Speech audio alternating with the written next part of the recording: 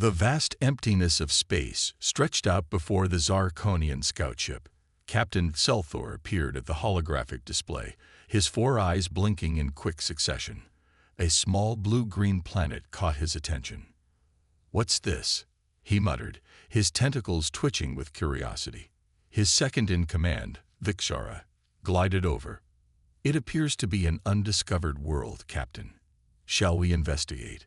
Zelthor nodded, his crest rising with excitement. "Indeed. Let's take a closer look." The scout ship entered orbit around Earth. The crew watched in awe as the planet's features came into view. Oceans, landmasses, and swirling cloud patterns painted a beautiful picture. "Life signs detected," reported the ship's eye. "Billions of them." Zelthor's eyes widened. "Billions? That's unexpected." The crew began their observations. They watched cities bustling with activity, vehicles moving in organized chaos, and structures reaching towards the sky. But something strange caught their attention. "Captain," Vikshara called out, "you need to see this." On the screen, they saw humans engaged in various activities. A chef chopped vegetables with a knife. A student wrote with a pencil. A farmer plowed fields with a tractor. "I don't understand," Zelthor said. "What's so special about these actions?" Vikshara pointed at another section of the screen. "Watch what happens when they feel threatened." The scenes changed. The chef, confronted by a robber, wielded the knife with deadly precision. The student, bullied in a dark alley, jabbed the pencil as a weapon. The farmer, faced with wild animals, used the tractor as a defensive barrier. "By the cosmic winds," Selthor gasped. "They turned everything into weapons." The crew watched in fascination as humans demonstrated this ability time and time again. An umbrella became a shield and club. A chair transformed into a barricade and battering ram. Even a simple piece of paper could become a deadly projectile in human hands. "How is this possible?" Vikshara wondered aloud. Zelthor shook his head in disbelief. "I've never seen anything like it. These humans, they're incredibly adaptable." The scout ship continued its orbit, gathering more data. They observed humans in various environments, from scorching deserts to freezing tundras. In each place, humans found ways to survive and thrive, often using tools in ways the aliens never imagined. "Captain," the ship's AI chimed in, "I've analyzed their global communication networks. These humans have a rich history of conflict and innovation." Zelthor leaned forward, intrigued. "Tell me more." The AI displayed images of human history. Stone tools became spears. Wheels led to chariots and tanks. Simple flying machines evolved into supersonic jets. "It seems," Vikshara noted, "that their ability to weaponize extends to their technology as well." Zelthor nodded gravely. "This could be dangerous. We need to report back to the Federation." As the scout ship prepared to leave Earth's orbit, a debate broke out among the crew. Some saw humans as a potential threat to galactic peace. Others were fascinated by their creativity and adaptability. "What if," one crew member suggested, "we invited them to join the galactic community?" Zelthor considered this for a moment. "It's too risky. We need more information. For now, we'll recommend that the Federation study them from afar." As Earth grew smaller in their view screen, Zelthor couldn't shake a feeling of unease. These humans, with their ability to turn anything into a weapon, could be either the greatest allies or the most dangerous enemies the galaxy had ever seen. "Log this in our report," Zelthor instructed Vikshara. "Humans, a species of great potential and great danger. Further observation required before any contact is made." The scout ship accelerated, disappearing into the depths of space. Behind them, Earth continued its quiet spin, its inhabitants unaware of the stir they had caused in the galactic community.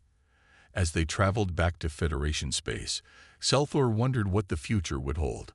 One thing was certain: the discovery of humans had changed everything.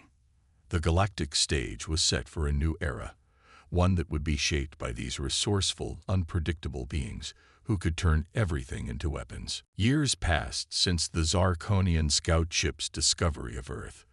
The Galactic Federation debated endlessly about how to approach this unusual planet.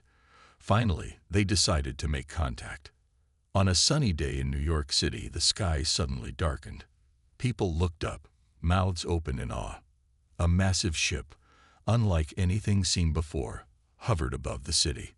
Sarah Chen, a young diplomat, stood among the crowd. Her heart raced with excitement and fear. "This is it," she whispered. "First contact." The alien ship landed in Central Park. Police and military surrounded the area, keeping curious onlookers at bay. World leaders gathered, nervously straightening their clothes. A door opened on the ship. Out walked creatures that looked nothing like humans. They had 4 eyes, blue skin, and moved on tentacle-like legs. The lead alien wore a shimmering robe. "I am Ambassador Zork of the Galactic Federation," the alien announced, its words somehow understood by all. "We come in peace." Sarah, chosen as Earth's representative, stepped forward. "Welcome to Earth," she said, her voice steady despite her nerves. "I'm Sarah Chen, speaking on behalf of humanity." The two groups met in the middle. Humans and aliens studied each other with curiosity. Zork's 4 eyes blinked rapidly, taking in every detail. "We have been observing your planet," Zork said. "Your species intrigues us." Sarah nodded, unsure how to respond. "We're honored by your interest. We have so many questions." As they talked, Zork's eyes kept darting to the objects around them. The microphone in Sarah's hand, the pens in the reporter's hands, even the chairs set up for the meeting. "Is something wrong?" Sarah asked, noticing Zork's unease. Zork hesitated. "We've noticed your species has a unique ability. You turn ordinary objects into weapons with ease." The humans looked confused. Sarah glanced at the microphone in her hand. It's just for speaking. It's not a weapon." "But it could be," Zork insisted. "In the right situation, you might use it to defend yourself." The human leaders exchanged worried looks. This wasn't going as planned. To lighten the mood, Sarah suggested a tour of the city. The aliens agreed, their curiosity overcoming their caution. As they walked through New York, the aliens' anxiety grew. Everything seemed dangerous to them. A street performer juggling knives made them flinch. A construction worker with a jackhammer sent them hiding behind trees. "Please," Zork begged, "put away your weapons." Sarah tried to explain. "These aren't weapons. They're tools. We use them for work, for art, for everyday life." But the aliens couldn't understand. To them, every object was a potential threat in human hands. The tour ended at a restaurant. The aliens watched in horror as humans used knives and forks to eat. "How can you live like this?" Zork asked, his tentacles trembling. "Surrounded by weapons, using them casually." Sarah sighed. This cultural misunderstanding was causing serious problems. "Ambassador Zork," she said gently, "we don't see the world as you do. These objects are just tools to us. We don't think about them as weapons." Zork considered her words. "Perhaps," he said slowly, "we have much to learn from each other." As the day ended, both sides felt a mix of hope and worry. The aliens were fascinated by human creativity, but terrified by their potential for violence. The humans were excited to meet aliens, but frustrated by the misunderstandings. Sarah watched the alien ship take off, returning to orbit. She knew this was just the beginning. There would be more meetings, more explanations, more attempts to bridge the gap between their cultures. "Well," she said to herself, "nobody said first contact would be easy." As night fell over New York, humans looked up at the stars with new eyes. The universe had suddenly become much bigger, much stranger, and much more challenging than they had ever imagined. Months after the first contact, Earth buzzed with excitement. Humans and aliens had shared knowledge, culture, and technology. But tensions remained. The aliens still feared human unpredictability. One day, a message arrived from the Galactic Federation. It spread quickly across Earth's news networks. Attention, beings of Earth, the message began. You are invited to participate in the Great Galactic Tournament. In a small apartment in Tokyo, Kenji Tanaka, a former video game champion, watched the announcement with wide eyes. The alien on the screen continued. This tournament tests the skills and adaptability of all sentient species. The winners gain honor and advanced technology for their homeworld. Governments worldwide scrambled to respond. Leaders debated whether to accept the invitation. Some saw it as a chance to prove humanity's worth. Others feared it was a trap. In Washington, D.C., Sarah Chen, now Earth's official alien ambassador, met with world leaders. This is our chance, she argued. We can show the galaxy what humans can do. After heated discussions, they agreed.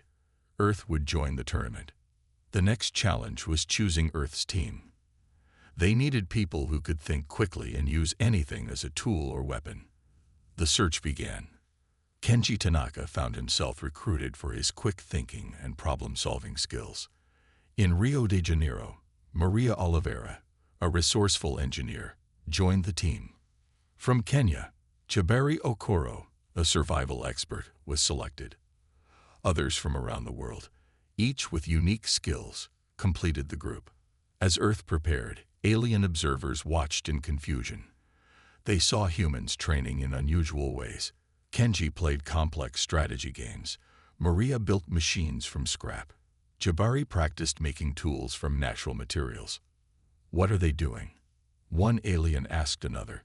This doesn't look like combat training. The other alien shrugged its tentacles. Humans are strange. Who knows what they're planning? The day of the tournament arrived. A massive alien ship appeared to transport Earth's team. As they boarded, crowds cheered. Hopes were high, but fear lingered. No one knew what challenges awaited. The ship took them to a distant planet. It was a weird world with purple skies and orange grass. Floating platforms held different competition areas. Earth's team stepped onto the arrival platform. Around them, aliens of all shapes and sizes gathered. Some had tentacles, others had wings. Some were tiny, others towered over the humans. An announcer's voice boomed across the arena. Welcome, contestants, to the 1000th Great Galactic Tournament. Cheers erupted from the alien crowds. The humans looked around nervously. Each round will test your species' unique abilities. The announcer continued. You must adapt, survive, and overcome. Let the games begin. The first challenge was announced. Construct a shelter using only materials found in your assigned environment. Earth's team was teleported to a forested area. Other species found themselves in different terrains. Some aliens had technology that quickly built perfect shelters. Others struggled to understand the task. Kenji, Maria, Jabari, and the others looked at each other. This, they realized, was where humans could shine. Okay, team, Jabari said, taking charge. Let's show them what humans can do. They sprang into action. Jabari taught them to weave branches for walls. Maria figured out a way to waterproof leaves for the roof. Kenji organized the team, making sure everyone worked efficiently. In just a few hours, they had built not just a shelter, but a multi-room structure with traps to catch food and a system to collect rainwater. When the judges came to evaluate, they were stunned. How did you create this with no technology? One asked in amazement. Kenji grinned. We're human.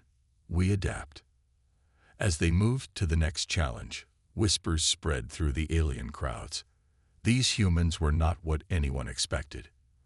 They didn't have the most advanced technology or the strongest bodies, but their creativity and ability to use simple objects in clever ways was unlike anything the galaxy had seen.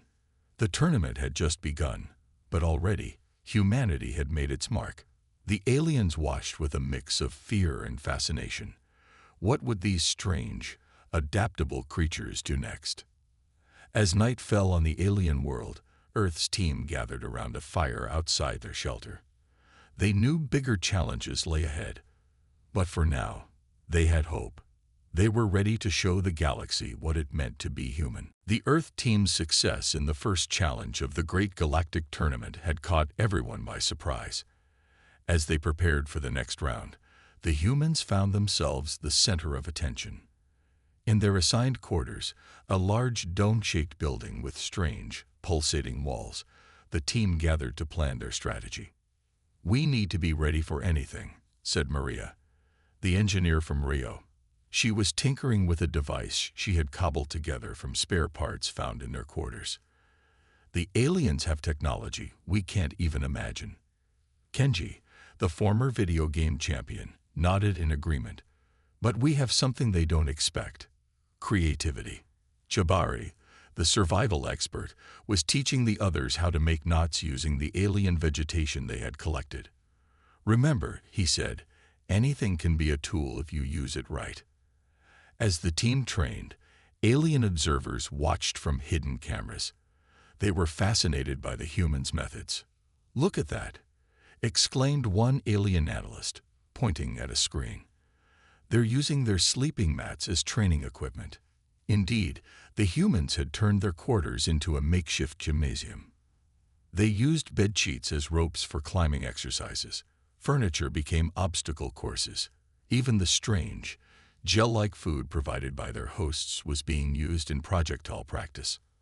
Outside their quarters, other alien teams trained with advanced technology. Some species were practicing with anti-gravity devices. Others were using holographic simulations for combat training. In contrast, the human team's preparation looked primitive. But there was a method to their madness. Sarah Chen, who had joined the team as their diplomat, explained their strategy to a curious alien reporter. "We're preparing for the unexpected," she said. "By training with everyday objects, we'll be ready to use whatever we find in the challenges." The alien reporter's tentacles wiggled in confusion. "But how can you compete against advanced technology with such simple methods?" Sarah smiled. "That's the beauty of human ingenuity. We don't just use tools, we create them." As the days passed, the team's unusual training methods began to show results. They could now turn almost anything into a useful tool or weapon in seconds. One afternoon, during a practice session, the lights in their quarters suddenly went out. Instead of panicking, the team quickly adapted. Maria used her homemade device as a light source. Kenji organized the team into a defensive formation. Jabari used his knowledge of echolocation to navigate the darkness. When the lights came back on, they found it had been a test. The alien organizers were impressed by their quick thinking. "You handled that well," said Zork, the alien ambassador they had met on Earth. He had come to check on their progress. "But the real challenges will be much harder." Kenji grinned. "Bring it on," he said. "We're ready for anything." As the tournament's next phase approached, excitement built across the galaxy. Billions of aliens tuned in to watch the strange humans compete. Betting pools opened, with long odds against Earth's team. But those who had observed the humans closely weren't so quick to dismiss them. They had seen the team turn seemingly useless objects into powerful tools. They had watched them adapt to every curveball thrown their way. On the eve of the next challenge, the team gathered for a final meeting. Sarah looked at each of her teammates, feeling the surge of pride. "Remember," she said, "we're not just competing for ourselves. We're showing the galaxy what humanity is capable of." Jabari nodded solemnly. "Whatever happens tomorrow, we face it together." Maria held up her latest invention, a multi-tool made from parts of their alien bathroom, "and we face it with human ingenuity." As they broke their huddle, Kenji added a final thought. "Let's show them why everything can be a weapon in human hands." They went to sleep that night, not knowing what challenges awaited them, but they were confident in their preparation. They had trained not just their bodies, but their minds. They were ready to think on their feet, to turn any situation to their advantage. As the alien sun rose on the day of the next challenge, Earth's team stood ready. The galaxy watched, waiting to see what these unpredictable humans would do next. The arena buzzed with excitement as the next phase of the Great Galactic Tournament began. Earth's team stood on a floating platform, surrounded by alien competitors from 1,000 worlds. The humans looked small and vulnerable compared to the others, but their eyes shone with determination. A booming voice filled the air. "Welcome to the adaptive challenge. Each team will face a series of obstacles. You must reach the finish line using only the items provided in your survival packs. May the best species win." Kenji unzipped their pack. Inside, they found a strange assortment of alien objects. There was a gelatinous cube, a rod that hummed softly, and what looked like a high-tech frisbee. "Any ideas?" Sarah asked, eyeing the weird items. Before anyone could answer, the platform beneath their feet vanished. The team plummeted towards the ground far below. "Use the frisbee thing," Jabari shouted. Maria grabbed the disc and flung it beneath them. It expanded into a floating platform, breaking their fall. The humans landed with a thud, shaken but unharmed. Around them, other species were using advanced technology to fly or teleport. The humans watched in awe as a jellyfish-like creature simply floated down. "We're already behind," Kenji said. "Let's move." They ran towards the first obstacle, a wide river of bubbling purple liquid. Other competitors were using anti-gravity devices or force fields to cross. The humans had no such technology. "The rod," Maria said suddenly. "It's vibrating at the same frequency as the liquid." She dipped the rod into the purple river. The liquid solidified instantly, creating a narrow bridge. The team quickly crossed, amazed by Maria's quick thinking. As they reached the other side, alien spectators murmured in surprise. These humans were cleverer than they looked. The next challenge was a dense, dark forest with trees that seemed to move. Many alien teams were stuck, their technology useless against the living woods. Jabari stepped forward. "In my survival training, we learned to navigate by feel when we couldn't see." He closed his eyes and began to walk, sensing the movements of the trees. The others followed closely. They emerged from the forest faster than any other team, earning cheers from some alien spectators. The final obstacle was a sheer cliff face. At the top, they could see the finish line. Other species were using jetpacks or scaling devices. The humans looked at each other, then at their last item, the gelatinous cube. "I have an idea," Kenji said. He smashed the cube against the cliff. It splattered, then began to grow, forming hand and footholds. "It's a self-organizing polymer," Maria exclaimed. "Kenji, you're a genius." The team began to climb, using the strange alien gel as a ladder. It wasn't easy. The gel was slippery and kept shifting. But they pressed on. Halfway up, Sarah slipped. She cried out, dangling by one hand. Without hesitation, Jabari reached down, grabbing her arm. "I've got you," he said, pulling her to safety. The aliens watched in fascination. This teamwork was a strange concept to many of them. Finally, exhausted and covered in alien slime, the humans reached the top. They crossed the finish line together, collapsing in a heap. The arena erupted in chaos. Some aliens cheered, others protested. How had these primitive humans completed the course using such simple methods? As medical drones checked the team for injuries, the tournament officials huddled in discussion. Finally, the announcer's voice boomed out. "After careful review, we have confirmed that the Earth team used only the provided items, as per the rules. Their unconventional methods were within regulations. Earth advances to the next round." The human team cheered, hugging each other in joy. They had done it. Against all odds, they had shown the galaxy what humans could do. As they were led away to rest before the next challenge, alien spectators watched in awe. These humans, with their strange ability to turn anything into a tool, were becoming the surprise stars of the tournament. In the galaxy-wide broadcasts, commentators buzzed with excitement. What would these unpredictable humans do next? For the first time, many aliens began to wonder, could Earth actually win this thing? The great galactic tournament had reached its climax. Against all odds, Earth's team had fought their way to the finals. They now faced the reigning champions, the Zorthax, a species known for their advanced technology and unbeaten record. The arena was packed with aliens from across the galaxy. Millions more watched on view screens, eager to see if the surprising humans could pull off one last miracle. Kenji, Maria, Jabari, Sarah, and the rest of Earth's team stood on one side of the vast arena. Across from them, the Zorthax team waited. The aliens were tall, with shimmering silver skin and eyes that glowed with cold intelligence. The tournament announcer's voice echoed through the stadium. Welcome to the final challenge. Today's task is simple. Disable your opponent's power core. The first team to succeed wins the tournament. A holographic map appeared, showing a complex maze separating the two teams. At the center of each team's area was a glowing orb, their power core.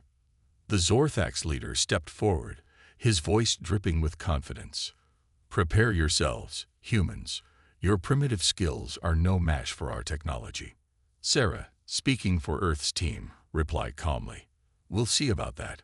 A loud horn blared, signaling the start of the challenge. The Zorthax immediately activated jetpacks, soaring over the maze walls. They fired energy weapons, trying to blast through Earth's defenses. The humans, lacking such advanced gear, split up. Kenji and Maria raced through the maze, using their memory of the holographic map. Jabari and Sarah stayed behind to protect their power core. As energy blasts rained down, Jabari grabbed a piece of reflective paneling from the maze wall. Sarah, help me angle this. Together, they created a makeshift shield, deflecting the Zorthax attacks. Meanwhile, Kenji and Maria reached the center of the maze. The Zorthax power core hung suspended in an energy field, protected by a complex locking mechanism. Any ideas? Kenji asked, eyeing the alien technology nervously. Maria studied the lock, her mind racing. It's a frequency-based system, if we can match the resonance. She pulled out the humming rod they had used in the earlier challenge. Adjusting its vibration, she held it up to the lock. The energy field flickered. Back at Earth's base, things were getting desperate. The Zorthax attacks were intensifying. Sarah and Jabari's makeshift defenses were crumbling. We can't hold out much longer, Sarah shouted into her communicator. Kenji's voice crackled back. We're almost there. Just a little more time. In the center of the maze, Maria was close to cracking the lock. Sweat beaded on her forehead as she fine-tuned the rod's frequency. Suddenly, the energy field collapsed. The power core was exposed. Now Kenji, Maria yelled. Kenji didn't hesitate. He hurled the high-tech frisbee they had saved from the previous challenge. It spun through the air, slicing through the delicate mechanisms of the Zorthax core. A massive boom echoed through the arena. The Zorthax weapons and jetpacks suddenly died, their power source destroyed. For a moment, everything was silent. Then the announcer's voice boomed out. Incredible. Earth's team has done it. They've won the great galactic tournament. The stadium erupted in cheers. Aliens of all species jumped and shouted, amazed by the humans' victory. The Zorthax team stood in shocked silence, their undefeated streak broken. Earth's team reunited in the center of the arena, hugging and laughing in disbelief. They had done it. They had shown the galaxy the true power of human ingenuity. As they were presented with the tournament trophy, a massive crystal structure that pulsed with energy, Sarah stepped forward to address the crowd. We came here as underdogs, she said, her voice carrying across the silent arena. We didn't have the most advanced technology or the strongest bodies, but we had something just as powerful, the human spirit. Our ability to adapt, to see solutions where others see only problems. This victory belongs not just to our team, but to all of humanity. The crowd roared its approval. Aliens who had once feared humans now cheered for them. In that moment, Earth's place in the galactic community was forever changed. As the team stood there, basking in their victory, They knew this was just the beginning. Humanity had proved itself on the galactic stage. The universe would never be the same again. The days following Earth's shocking victory in the Great Galactic Tournament were a whirlwind of activity. The human team found themselves at the center of a galaxy-wide sensation. On their return to Earth, they were greeted as heroes. Crowds filled the streets, cheering and waving flags. Kenji, Maria, Jabari, and Sarah stood on a stage in New York City, still dazed by their success. "I never thought I'd see anything like this," Jabari whispered, looking out at the sea of faces. Sarah nodded, equally amazed. "We've changed everything." Indeed, Earth's victory had sent ripples across the galaxy. On thousands of alien worlds, beings of all shapes and sizes were reassessing their views on humans. In the grand halls of the Galactic Federation, heated debates raged. Some argued that humans should be immediately granted full membership. Others, still wary of humanity's potential for violence, urged caution. Zork, the alien ambassador who had first contacted Earth, addressed the Federation Council.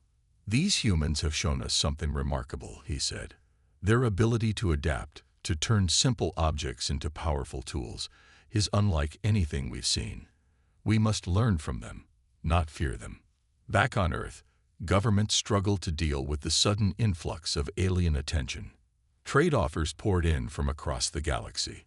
Alien tourists began arriving, eager to see the homeworld of the tournament champions. In a small cafe in Tokyo, Kenji sat with his teammates, watching a news report about the latest developments. "They're saying our victory has started a new era of galactic relations," Maria said, shaking her head in disbelief. Kenji laughed. "All because we know how to use a frisbee creatively." But it was more than that, and they all knew it. Humanity's victory had showcased their unique ability to innovate, to see potential where others saw limitations. Across the globe, humans were inspired by their success. Schools began teaching adaptive thinking classes. Inventors worked on new technologies that combined human creativity with alien science. Not everyone was happy, though. Some feared that increased contact with aliens would lead to Earth losing its unique culture.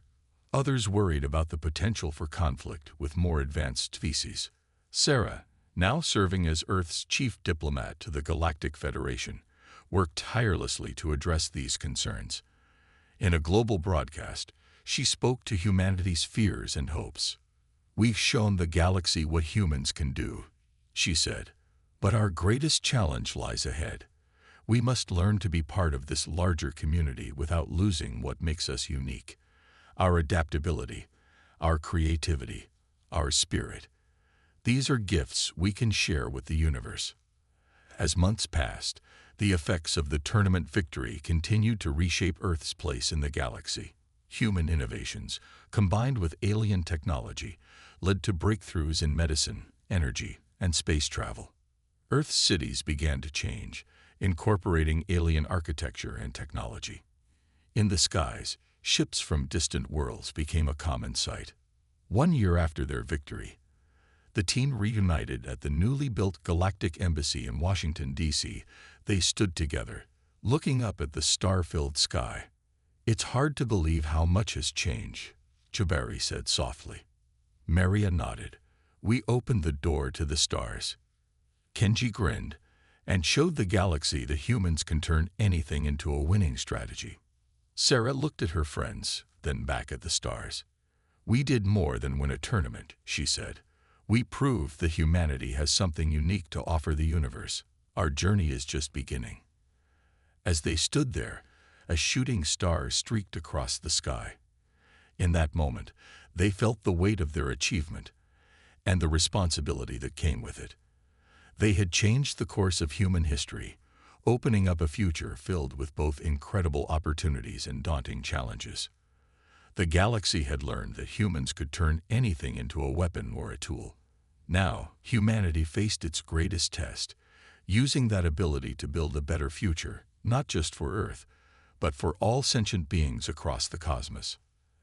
As the night deepened, the team's conversation turned to the future. What new adventures awaited humanity among the stars? Only time would tell. But one thing was certain. The universe would never be the same again.